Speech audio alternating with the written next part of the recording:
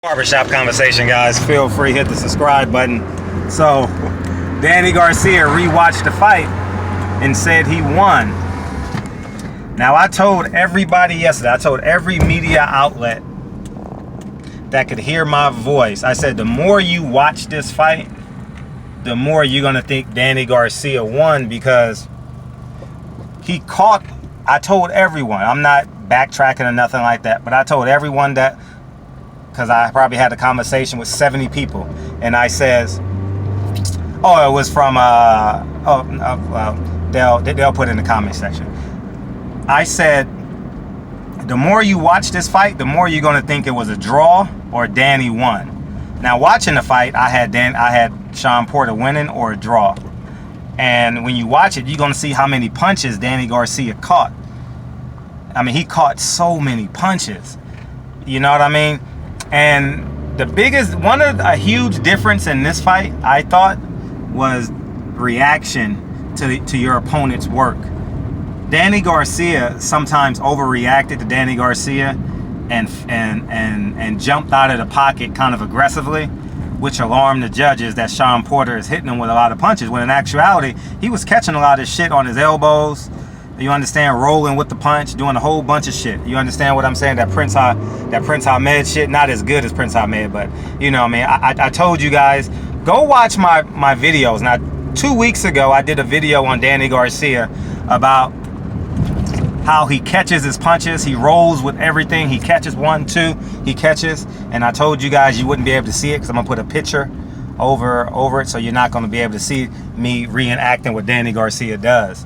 And so the more you watch this fight, the more you're going to be more inclined to think it's a draw, probably, and maybe a fraction of y'all would think that Danny Garcia won. I haven't rewatched the fight, so I can't agree or disagree. I just know that he caught a whole bunch of shit that the judges and the fans may think that he landed. And as I said, Danny Garcia landed the power punches.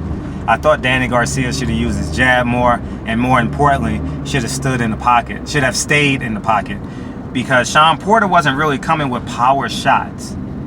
I mean, he landed some strong shots, but not enough. He never put two of them together that made you say, oh shit, I got to be on my P's and Q's. You understand what I'm saying?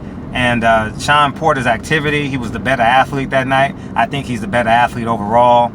He might be the best athlete in 147. Don't misconstrue that with the best fighter or the best boxer. I'm talking about with just the God-given natural ability. You understand? In terms of being able to move his hands and feet succinct in an explosive manner. That's kind of what athleticism is. And fast twitch muscle fibers and all that stuff. So I think that was the case. I think that I haven't rewatched the fight, so I can't agree or disagree with him. But I just think that the more you watch this fight, again, I think, but it ain't going to be a rematch. Danny Garcia lost, and it's time to move on. I don't feel bad for the kid, but I understand his sentiment when you lose a close fight. Shawn out-hustled him. And at the end of the day, I said it was a 51-49 fight, and that was the difference in the fight, and that was the difference in the fight. You know, he literally out-hustled him. Whether he landed punches or not, I have yet to rewatch it, so I don't know. But moving forward, I don't know what Danny Garcia does. I would like him against Kell Brook, keep it real. He got an Amir Khan rematch at 47. I would like him against a Kell Brook since he's moving back down to 47. Obviously, that may have to be on DAZN, but it's no belts involved, so they can go anywhere they want, you know, as it relates to that. Where else could he go, guys? Could he get the Luis Collazo fight in Brooklyn? That's a very good undercard fight. That's a very good undercard fight on Errol Spence and Shawn Porter. That would be a very good undercard fight. But the most important thing Danny Garcia needs to do, 2 things. Stop mentioning money and get active. He needs to fight 3 times in the next year. He needs to win 2 of them, step up, and hopefully win a big fight. You know, maybe get a rematch with either Danny Garcia. Get a rematch with either Shawn Porter or Keith Thurman. You know, it's tough sledding because he needs 2 fights to get a shot at a belt. But he can get those 2 fights. He should come back in November, December. He should come right back. Come right back, Danny, and move forward from there. But anyways, man, barbershop conversations, man. Feel free, hit the subscribe button. I'm at my plumber's house right now. I got to pay him. I had a leak last night after hours, so I had to let the water flow. I just minimized it, and it's done now. So, but anyways, man. But as I said on my Instagram, I says, one bad day doesn't equate to working for someone for 364 other days. I traded yesterday one bad day, which wasn't really a bad day, because when you go through it, you know the logistics of it. You know, it cost me $150 to fix. It was an easy fix. You understand? I just won't eat out the next 2 days. Like, whenever I have an expense, I am fiscally responsible. I make up that money in my head some way. And I know y'all do the same thing too. No matter how much money you have, no matter if you could be worth $1 gazillion or $10, you find a way to make sense of that bill. So that's what it is. But anyways, man, barbershop conversation, man. Like I said, I genuinely love y'all. I appreciate y'all. I got to start using the word love more. You understand? I'm getting up that age where community is more important. You know, I'm trusting someone with my child now. He's going to school, so I have to develop the community around me. I have to inspire and encourage the community around me, man, because it's going to take a village to raise my son and my daughter. You understand? And it's a fearful and I've never been fearful and optimistic at the same time. You know, like, I don't reside in fear. I don't let fear enter, and when it enters my head, I fight it. You understand? I don't let it like dominate my emotional stability. But yesterday when I dropped my son off, it was like, shit. I did my due diligence. I checked to see if all the employees was on Megan's list, Megan's Law, whatever you want to call it. No one was on it. You know, I interviewed the teacher. I was a school teacher for 7 years, and it's hard to think that your child is going to be there from 6 to 8 hours a day, and you watch this shit on the news, and you know what I mean? It's just, the school been there 50 years, so it's real stable in the community. I can walk to school. I'll always be 15 minutes away from my child, 15 to 20 minutes at max. You understand? But it's just, and put in the comment section, all my fathers out there, mothers too, but I'm more interested in what the fathers have to say as it relates to this. Like coping with this shit, it's like insane. Like, you know, it's a cathartic experience. You know what I mean?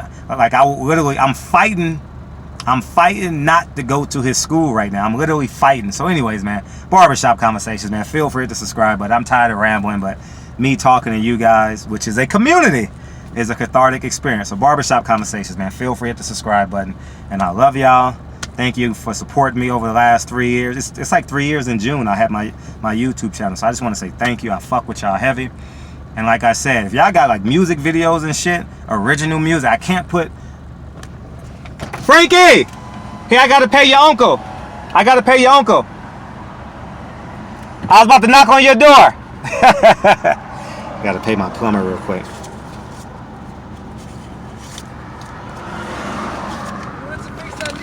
Yeah, he fixed it this morning. Oh, yeah?